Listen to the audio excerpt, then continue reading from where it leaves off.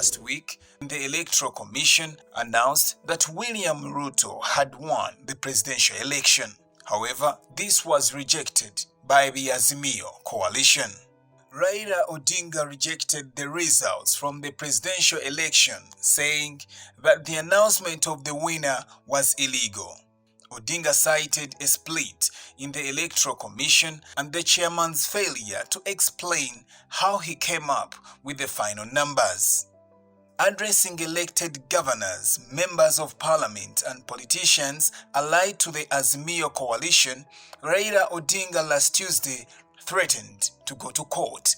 Today, he has filed a petition and addressed the nation on the illegalities of the Electoral Commission chaired by Mr. Wafula Chebukati. Today, I want to address my fellow Kenyans and the international community about the 2022 Kenyan elections and the role of the Independent Election and Boundaries Commission, the IEBC, the body mandated by the Constitution and the law to conduct and manage elections. On August 9, 2022, millions of Kenyans turned out in large numbers in an attempt to choose their leaders at the national, county, and local levels after long and generally peaceful campaigns. But yesterday, August 15th, our budding democracy suffered a major setback. As a result, Kenya faces a grave legal and political crisis as a result of the actions of Mr. Wafula Chebukati, the chairperson of the IEBC. The Constitution and our laws are clear about how the IEBC should conduct its business. There is no more important role for the IEBC than the conduct, transmission, and tallying of the presidential election. We are painfully aware of the past political biases by the IEBC that plunged this country into its darkest chapter. The terrible memories of the aftermath of the 2007 elections are still fresh in our minds.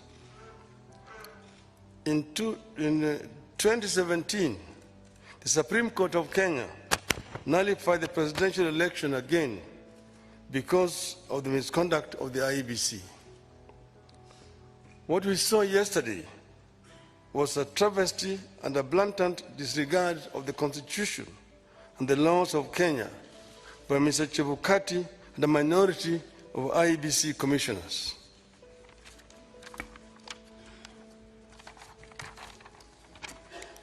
The law is clear on the role of the chairperson of the IEBC.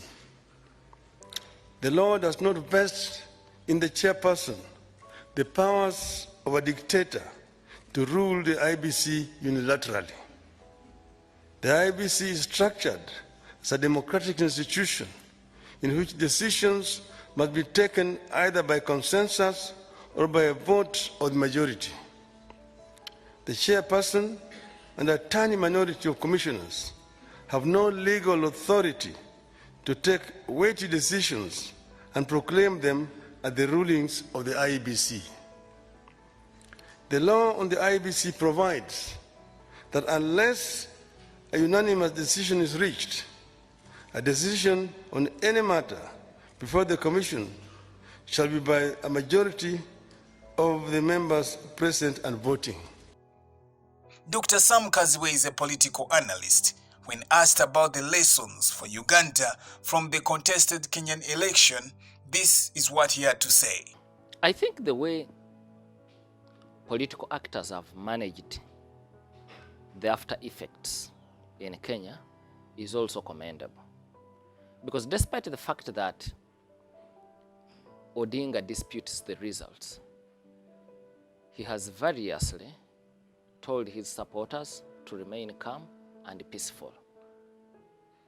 Because he trusts the court, which is supposed to be the arbiter. I think that's the most important thing. In fact, if you remember very well, in 2007, violence did not start after the declaration of results. It started way before the declaration.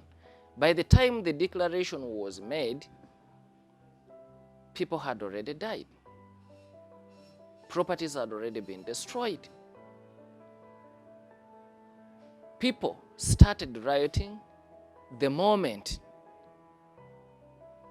the Electoral Commission then started streaming results that they thought were fictitious. So they did not wait for Samuel Chivuiti's final declaration. By this time round, they waited for about 6 days with bated breaths, and there was no violence. When the results were announced in the Luo Nyanza, where people were dissatisfied, some came to the streets to peacefully protest, which is allowed, but they never turned violent. Of course, security organs were also alert. So I think that's a very big development. It shows that Kenya has moved a very huge distance if you compare with 2007. But you have also got to know that in Kenya these days, unlike in 2007, you have tougher laws aimed at mitigating those violent situations, unlike in the past. So the political actors and their supporters are alive to that fact. And you also have constitutional institutions that have been established to ensure that peace is maintained. Many of these institutions were non-existent in 2007. But we are also aware that after that violence, ICC knocked at the door of Kenya. Prominent politicians were arraigned before court in Hague. In fact, even as we speak, those cases were not dismissed, but were just put aside, and the judges hastened to add